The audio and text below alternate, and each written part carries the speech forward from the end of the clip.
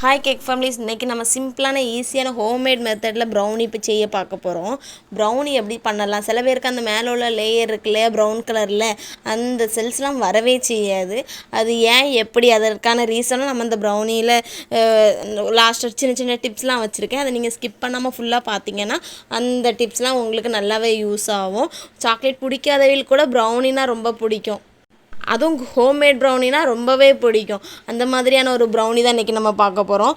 Cake செய்யறதுக்கு கூட கஷ்டப்படலாம், ரொம்ப அடிக்கடி ஃப்ளாப் ஆகும், ஒழுங்காக வராது. ஆனால் அந்த ப்ரௌனியை பொறுத்த வரைக்கும் என்ன தான் மிக்ஸ் பண்ணாலும் கரெக்டாக ப்ரௌனியோட அளவு அழகாக சூப்பராக வந்துடும். அந்த மாதிரி ப்ரௌனி தான் பார்க்க போகிறோம், வாங்க பார்க்கலாம். இப்போ ஒரு ஃபேமிலி சாப்பிடிய மாதிரி, ஒரு 3 பேர் சாப்பிடிய மாதிரியான ப்ரௌனி மெஷர்மெண்ட் மட்டும்தான் பார்க்க போகிறோம். 50 கிராம் பட்டர். இந்த பட்டரை நான் டபுள் பாயில் மெத்தடில் நான் மிக்ஸ் பண்ணாமல் ஃபஸ்ட்டு ஹீட் பண்ணிக்கிட்டேன். நம்ம நார்மலாக சூடு பண்ணுவோம் இல்லையா, அந்த மாதிரி சூடு பண்ணிக்கிட்டேன். பாத்திரம் நல்லா சூடாக இருக்கும், அந்த பட்டருமே நல்லா சூடாக இருக்கும். அதில் நான் கட் பண்ணி வச்சுருந்த சாக்லேட், நான் மோர்டு கம்பெனி தான் எடுத்திருக்கேன். ப்ரௌனிக்குன்னு தனியாக சாக்லேட் வருது, அது 1 கேஜியே 700 750 கிட்ட வரும். உங்களுக்கு ரொம்ப ரிச்சாக சாப்பிடணும் அப்படின்னு சொன்னீங்கன்னு சொன்னால் நீங்கள் அந்த சாக்லேட் நீங்கள் வாங்கி யூஸ் பண்ணிக்கலாம். இல்லை நார்மலாக எல்லோரும் செய்கிற மாதிரியே ப்ரௌனியே வேணும், அதுவே போதும் அப்படின்னாக்கி இந்த மோர்டு இதே நீங்கள் யூஸ் பண்ணிக்கிடுங்க. டபுள் பாயில் மெத்தட் பண்ணும்போது என்னென்னாக்கி நம்ம கொஞ்சம் நேரம் மிக்ஸ் பண்ணாமல் அப்படியே விட்டால் கூட அது ஒன்றுமே செய்யாது. ஆனால் இதை நீங்கள் நல்லா மிக்ஸ் பண்ணிக்கிட்டே இருக்கணும். இல்லைன்னு சொன்னால் அந்த சாக்லேட்லாம் சைடில் ஒட்டிக்கிட்டு ஒரு மாதிரி இருந்த மாதிரி இருக்கும். ஆனால் இதை மட்டும் நீங்கள் கரெக்டாக ஃபாலோ பண்ண பார்த்துக்கிடுங்க, சரியா? இந்த பட்டரையும் சாக்லேட்டையும் நல்லா மெல்ட் ஆகிற மாதிரி, ஒன்றோடு ஒன்று கம்பைன் ஆகிற மாதிரி நல்லா மிக்ஸ் பண்ணி தனியாக எடுத்து வச்சுடுங்க. அது நகைச்சூடு வர அளவுக்கு. அதுக்கப்புறம் 50 கிராம் நாட்டு சக்கரை, 50 கிராம் நார்மல் சுகர். நாட்டு சக்கரையை நீங்கள் பவுடர் பண்ணணும். மிக்சியில் போட்டுட்டு ஒரு அடி அடிச்சுக்கிடுங்க. ஏன்னா அப்போ தான் நம்ம எக்கோட சேர்ந்து பீட் பண்ணும்போது கரையிறதுக்கு ஈஸியாக இருக்கும், இல்லைனா கரையிறதுக்கு ரொம்ப நேரம் ஆகும். இந்த நீங்கள் நாட்டு சக்கரை உங்களுக்கு இல்லைன்னா ப்ரௌன் சுகர் இருக்கு இல்லையா, அதே நீங்கள் யூஸ் பண்ணிக்கலாம். எனக்கு நாட்டு சக்கரையிலே நான் கேக் செய்யணும்னு சொன்னாக்கி நீங்கள் சுகரை கேன்சல் பண்ணிவிட்டு நாட்டு சக்கரையிலே நீங்கள் பண்ணிக்கலாம், அது ஒன்றும் பிரச்சனை இல்லை. அதுக்கப்புறமா ஒரு 2 முட்டை, ஒரு பிஞ்சு உப்பு. முட்டை ரூம் டெம்பரேச்சரில் இருக்கணும்.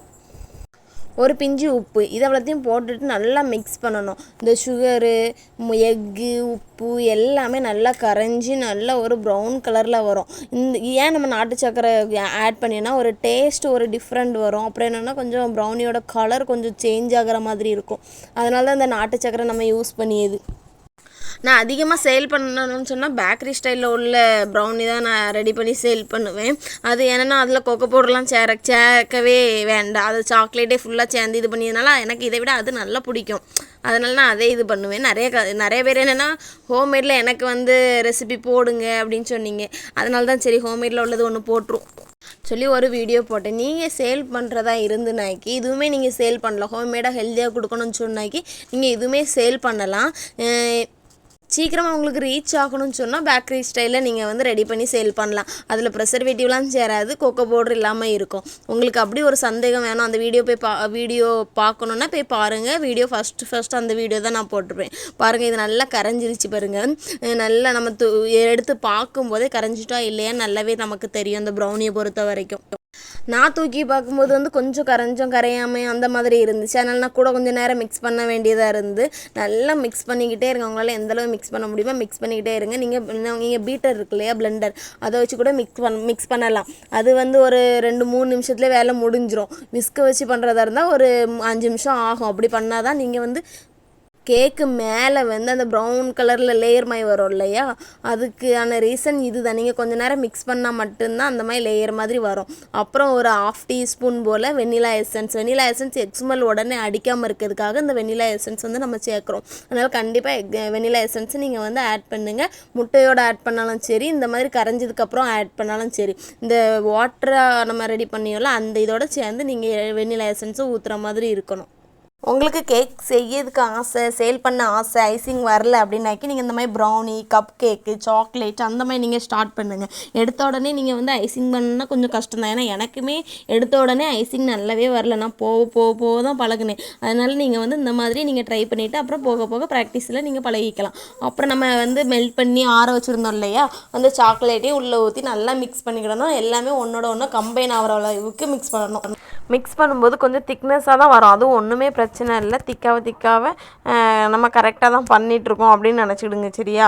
அப்புறம் நம்ம மாவு எப்படி எடுக்கணும்னு சொன்னாக்கி ஒரு 15 கிராம் கொக்கோ பவுட்ரு வந்து லைட் பவுடராக எடுக்கணும். திக்னஸாக டார்க்காக இருந்தால் கேக் வந்து கசக்க ஆரம்பிச்சிடும். நம்ம பிளாக் ஃபாரஸ்ட்டுக்கு எடுக்கிற மாதிரி டார்க்காக எடுக்கக்கூடாது, லைட்டாக தான் எடுக்கணும்.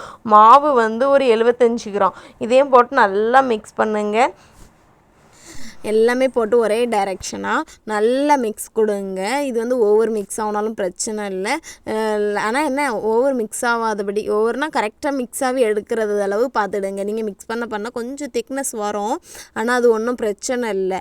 அப்படி இருந்தாலும் ஒன்றும் பிரச்சனை இல்லை, மாவு போட்டிருக்கோம் இல்லையா, அதனால் கொஞ்சம் திக்னஸாக தான் வந்த மாதிரி இருக்கும்.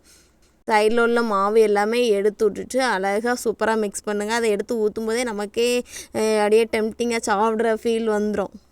மாவு நீங்கள் அரிக்காமல் போட்டிங்கன்னா என்ன ஆகும்னா குட்டி குட்டி பால்ஸாக உள்ள கிடக்கும். பேக் பண்ணி எடுக்கும்போது நீங்கள் அதை கட் பண்ணும்போது அந்த மாவெல்லாம் தனித்தனியாக திட்டாக கிடந்த மாதிரி இருக்கும். அதனால தான் மாவை வந்து நல்லா அந்த லங்ஸ்லாம் உடையிற மாதிரி அரிக்க சொல்லியது. அதனால் நல்லா ஒருக்காவது அரிச்சு போடுங்க. 2-3 வாட்டி கூட வேண்டாம், ஒருக்காவது அரிச்சு போட்டுவிடுங்க சரியா. நான் நல்லா மிக்ஸ் பண்ணிவிட்டு சைடில் உள்ளதெல்லாம் நல்லா வலிச்சு போட்டுட்டு இப்போ விஸ்கை எடுத்து நீங்கள் வெளியே வச்சுருங்க.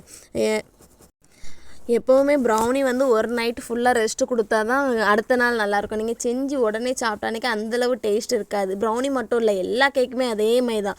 செஞ்சு உடனே சாப்பிட்டானிக்கு டேஸ்ட் நல்லா இருக்காது. அதனால் அடுத்த நாள் சாப்பிட பாருங்கள். அப்புறம் நான் ஸ்கொயர் டைப்பில் ஒரு டின்னு எடுத்துக்கிட்டேன். நான் வந்து இந்த மாதிரி தான் பேப்பர் கட் பண்ணுவேன். எல்லாருமே கொஞ்சம் ஹைட்டாக போடுவாங்க, எனக்கு இந்த மாதிரி போட்டு அப்படியே பழகிருச்சு, ஒன்றும் பிரச்சனை இல்லை. அந்த மாதிரி போட்டுட்டு அதில் நான் ரெடி பண்ணி வச்சுருந்த மாவையும் அதில் ஊற்றிட்டு 180 டிகிரியில் 10 நிமிஷம் ப்ரீ ஹீட் போட்டு வச்சுக்கிடுங்க. அதுக்கப்புறமா ஒரு 20 நிமிஷம் பேக் பண்ணி எடுக்கிற மாதிரி இருக்கும். கரெக்டாக 20 நிமிஷமே போதும். இதில் ஒரு 9 பீஸ் போல் வரும் பார்த்துக்கிடுங்க. இதை நான் நல்லா போட்டுட்டு இந்த ஸ்கொயர் டைப் எடுக்கும்போது கொஞ்சம் பார்த்து எடுத்துக்கிடுங்க. சைட்லலாம் நல்லா ஷார்ப்பாக இருக்கிற மாதிரி எடுங்க. கொஞ்சம் வளைஞ்சி வர மாதிரி இருந்தால் உங்களுக்கு நீங்கள் சேல் பண்ணும்போது கொஞ்சம் பீசஸ் வந்து வேஸ்ட் ஆகிற மாதிரி இருக்கும். அதனால் வந்து அது செட் ஆகுது. கொஞ்சம் கட் பண்ணி வச்ச மாதிரி இருக்கும். வீட்டுக்கு தான் சாப்பிடுவோம், இருந்தாலும் எக்ஸ்ட்ரா கொஞ்சம் வெளியே போன மாதிரி இருக்கும். அதனால் இந்த ஸ்கொயர் டைப்பில் நீங்கள் வந்து வாங்கிக்கோங்க சரியா. கொஞ்சம் சைஸ் கட் பண்ணி எடுக்கும்போது நல்லா இருந்த மாதிரி இருக்கும். ஃபுல்லாகவே வலிச்சு போட்டுட்டேன். பேக் பண்ணி எடுத்ததுக்கப்புறமா ஒரு ஸ்டிக்கை வச்சு குத்தி பாருங்கள். ஒட்டிட்டு வந்தனைக்கு வேகலைன்னு அர்த்தம், ஒட்டாமல் வந்துட்டுனா வந்துட்டுன்னு அர்த்தம். அதை நல்லா கூல் பண்ணக்கப்புறமா பீஸ் போடுங்க சரியா. இப்போ நான் இந்த மாதிரி பீஸ் போடும்போது எனக்கு ஒரு 9 பீஸ் கிடச்சிச்சு. இது ஒரு 3-4 பேர் இருந்து தாராளமாக சாப்பிடலாம். இந்த ப்ரௌனியில் உங்களுக்கு ஏதாச்சும் டவுட் இருந்துச்சுன்னா கேளுங்க, நான் உங்களுக்கு உடனே ரிப்ளை பண்ணி நீங்கள் சேல் பண்ணுறதா இருந்தாலும் தாராளமாக சேல் பண்ணலாம். ஆனால் ஒரே ஒரு இது மட்டும், ஒரு நைட்டு மட்டும் ரெஸ்ட்டு கொடுக்க பாருங்கள், டேஸ்ட்டு வரதுக்காக தான், வேறு ஒன்றும் இல்லை. நீங்கள் உடனே எடுத்து கட் பண்ணாலுமே பீஸ் ஒழுங்காக வராது. இந்த ப்ரௌனி உங்களுக்கு பிடிச்சிருக்கோன்னு நினைக்கேன். ஏதாச்சும் மிஸ்டேக் இருந்தாலும் என்கிட்ட சொல்லுங்கள். உங்களுக்கு ஏதாச்சும் டவுட் இருந்தாலும் சொல்லுங்கள். செஞ்சு பார்த்துட்டு சாப்பிட்டுட்டு சொல்லுங்கள். பாய்.